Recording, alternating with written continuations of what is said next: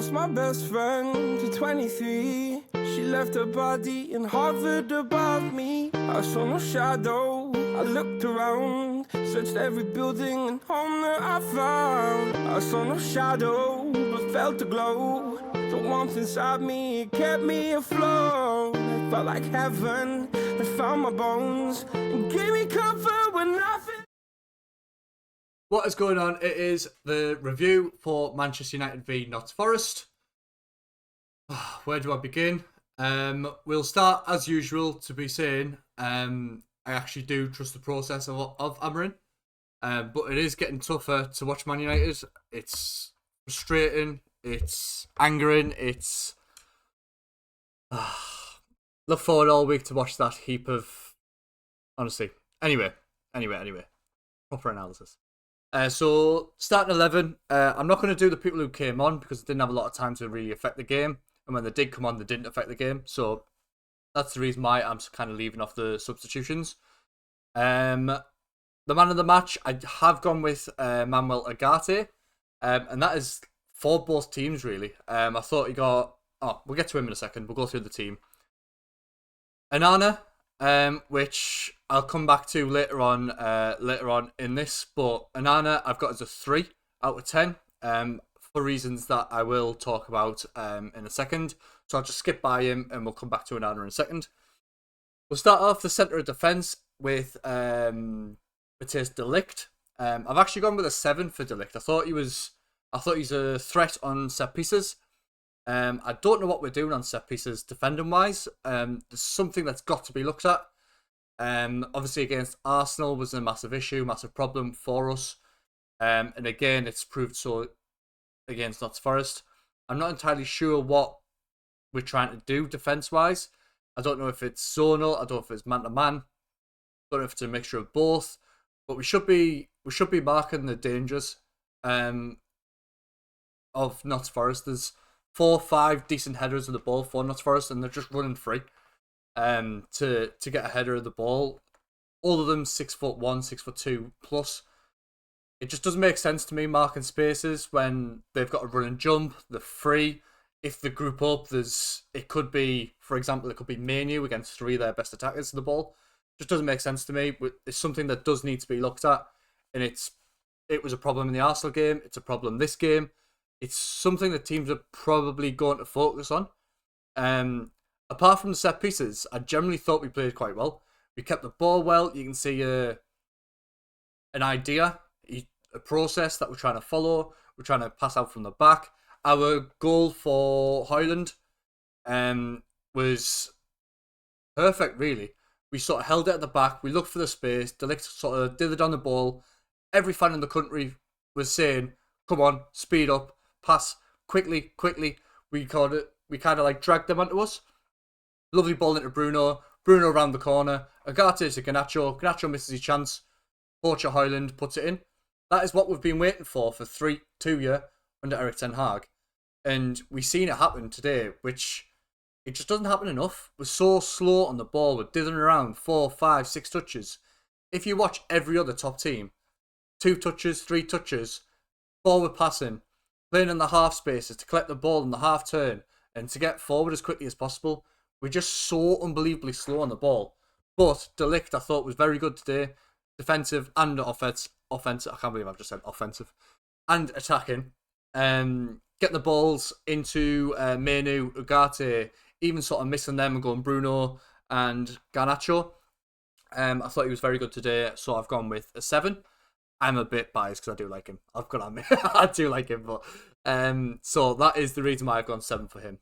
Either side, Lenny Euro, I thought since it's his second game back from a massive injury, I thought he looked pacey. I thought he looked position-wise. I thought he did well.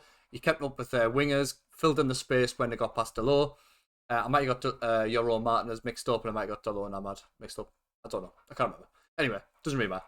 I thought he filled in the spaces. I thought he got back well. Didn't do anything glamorous really. Kind of did his job. I know we've conceded 3 goals today, but like I said, we'll get to the goals in a second. But I don't think the back 3 did a lot wrong. Which also brings... Oh, camera's gone out of focus. Has the camera gone out of focus? There we go. Sorry about that. So that brings us on to Martinez. Martinez is a 5 today. I thought, but he is normally the person who's allowed to play with the ball a little bit, who's allowed to progress us up the field. He's very good in control of the ball. He can sort of ping a pass. But today I thought he kind of struggled a little bit with the pace of the two wingers and the physicality of Wood up front. Woods was a really good header actually for the goal, but Martinez was on the line, kind of did it again. So he didn't have his best game, didn't have his worst game, so that's why I've gone with a 5. Kind of just average, standard plod along performance by Martinez.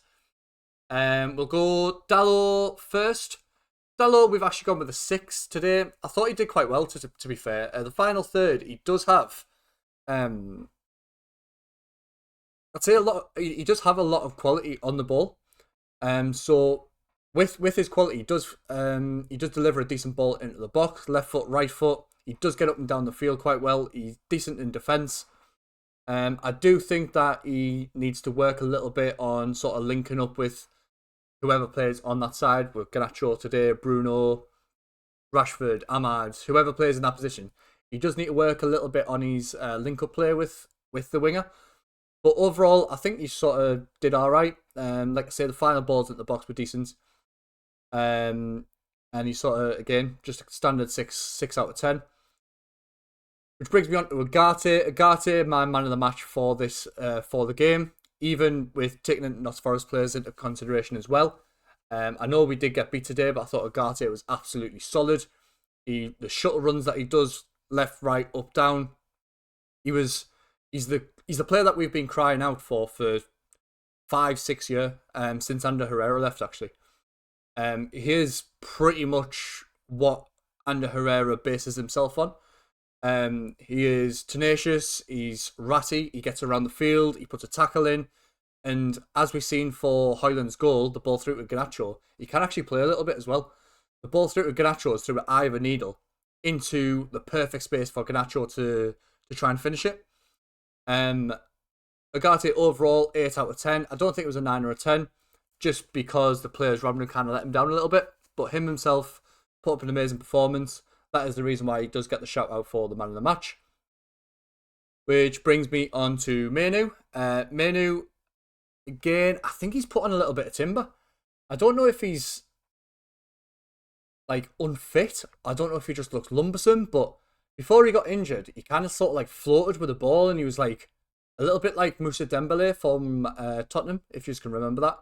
Obviously doesn't have the presence of Moussa Dembele, but he kind of sort of floated, he skipped across the surface, his passes were firm, he started attacks going forward, he got his footing going back, but I think he just looks a bit, I don't know if he just looks not up to match fit. Maybe that might be it, I'm not entirely sure, but overall I do think Menu did struggle a little bit today, but on the ball he kept his composure, he looked for the ball 9 times out of 10 off the back 3 to try and get us up the field, which I do think was a positive from both the centre midfielders today, which was a massive change from the Arsenal game where I think they hit a little bit. But overall, Menu needs to do a little bit more going forward, needs to start adding goals to his game, I think. But overall, him and Ugarte, I am quite happy with those two in the midfield. They do sort of complement each other quite nicely, which is very good going forward for us. Ahmad, I am looking at the screen here, by the way, with the team and stuff on, so apologies that I'm not looking there. So Ahmad didn't have his best game.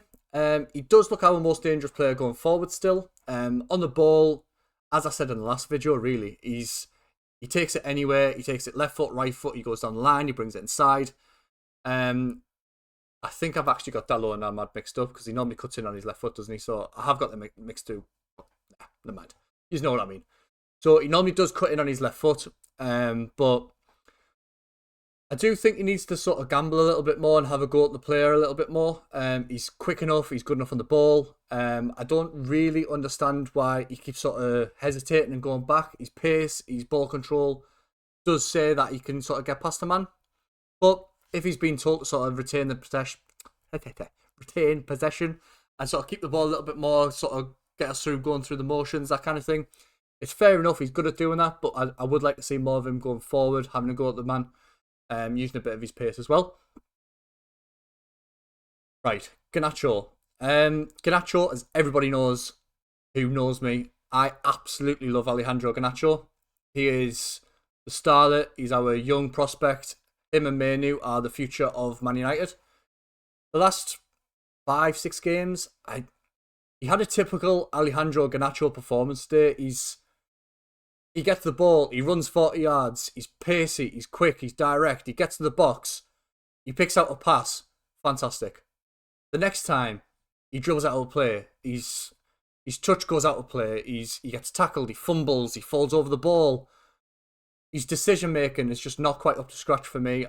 I do absolutely love him. I do think that can come. I don't know whether that can get taught to him.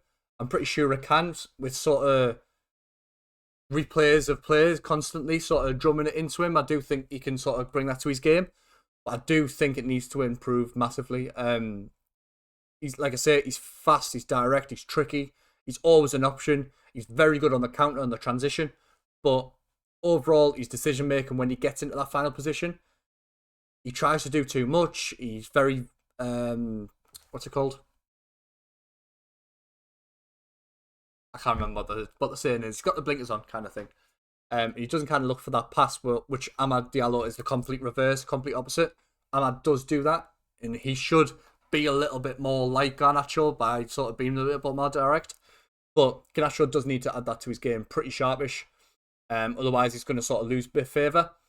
Like Rashford, basically. Rashford has done this for 2 seasons, and it hasn't done him any favours. So he should probably learn a little bit from Rashford and add that to his game a little bit. Bruno Fernandes. I didn't actually do a rating for Bruno because I can't decide on what to do. Same with Højlund. I can't decide on a rating for Bruno Fernandes. He got his goal. I can't decide on a rating. Maybe you can comment below and say and help me out a little bit what you think Bruno Fernandes got. He got his goal. Fantastic finish. He did the legwork. He worked hard. Typical Bruno. You can't fault his passion. You can't fault his hunger for United. But he loses the ball so much. I know in the final third you can afford him to do that, but sometimes you do need him to find that pass. And simple balls he's not getting because he's rushing things.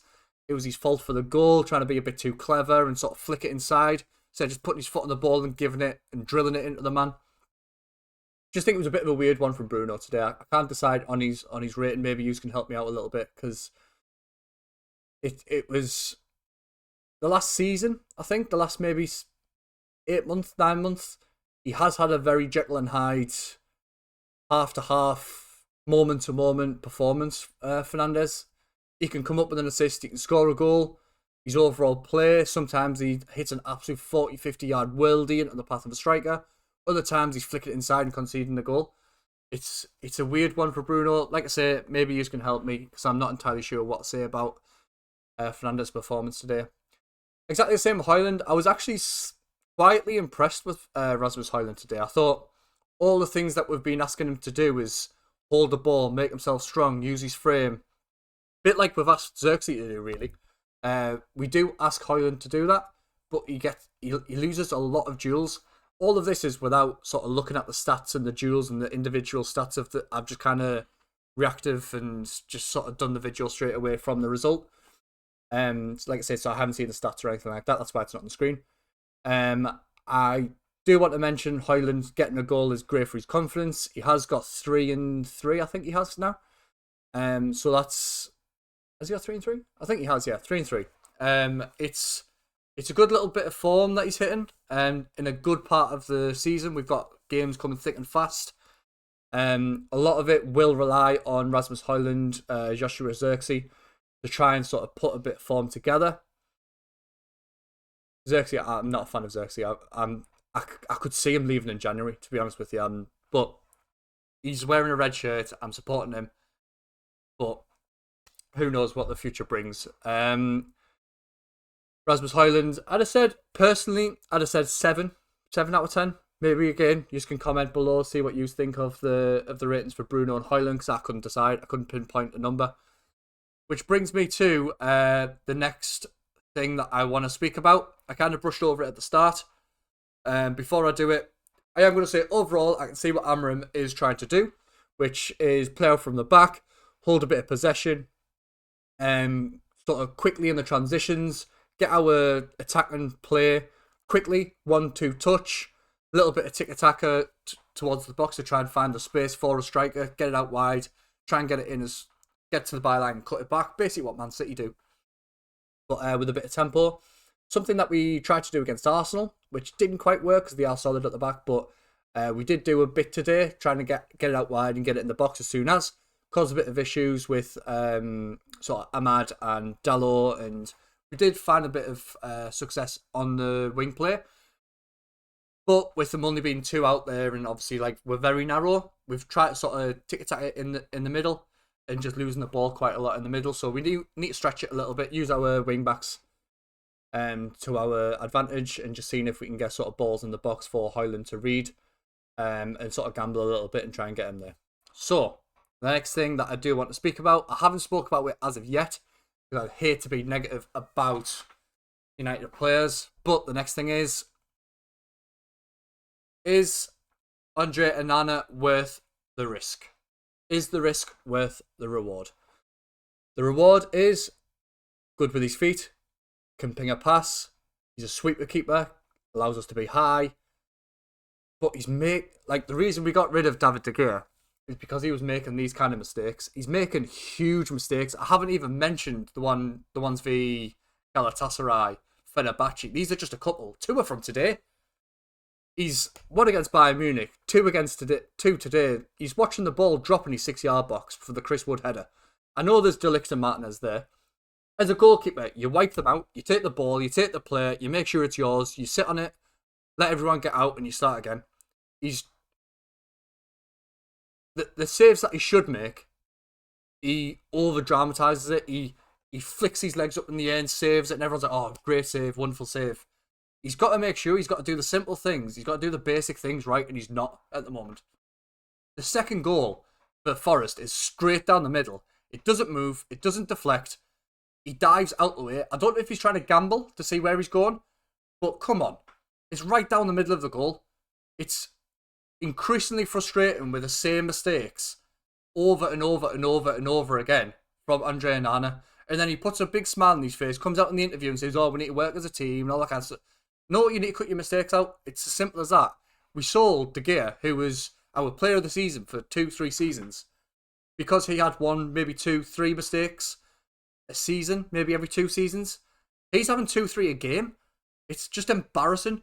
Literally, it's grassroots football from Andre Onana. He comes out and clatters the Wolves. Like, he's frustrating. This is event time for me, because for 2 years, I've tried to explain to my dad and my brother the fact that Andre Onana is not good enough for Man United. He's not good enough for Inter Milan. He wasn't good enough for them. He's not good enough for us. And he's not good enough to play in the highest level at the highest game. He's multiple mistakes. His long passing is absolutely fucking shocking. He's short passes. He takes one touch, 2 touches, 3 touches, 4 touches. He rolls his foot on the ball. He rolls his foot on the ball again.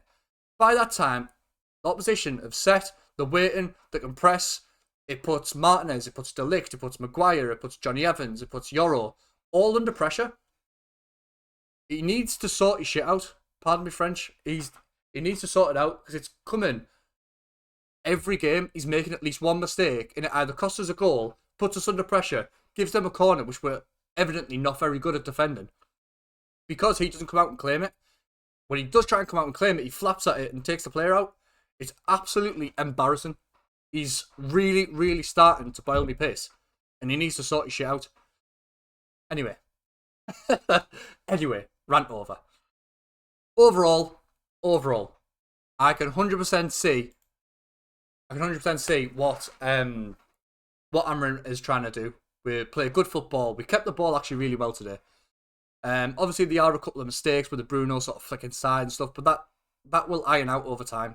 I'm not worried about that. We can see we have an identity, we have an idea, we have a process to follow. It will have a couple of issues to iron out in the early stages, when you're thinking about where you're passing it, when you think about where you need to be, you can't multitask because you're thinking about doing the initial basic thing correctly. You're thinking about where you need to be. You need to think about the patterns of play to go through to get it right so the manager doesn't drop you, basically. When that comes second nature, you can start to think about the through ball. You can start to think about the ping, like from left back to right midfield. You can think about the right back to left wing. That thing kind of comes when you're sort of happy with the way you're playing, with the patterns of play, with what you need to do, with what you're being asked to defensively, the positions, all that kind of stuff.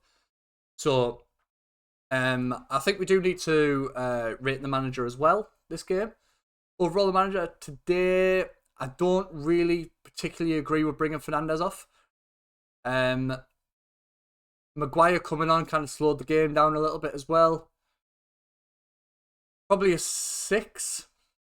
I don't think it was his fault we lost, because I do think obviously Onana played a massive part in that, and a couple of mistakes and stuff. So yeah, overall I think a 6. Please do comment down below what your thoughts were in this game. I've vented my frustrations about Onana, so please do say about how you feel, see if you think he's up to it, and I'll catch you in the next one in a bit. City next Sunday.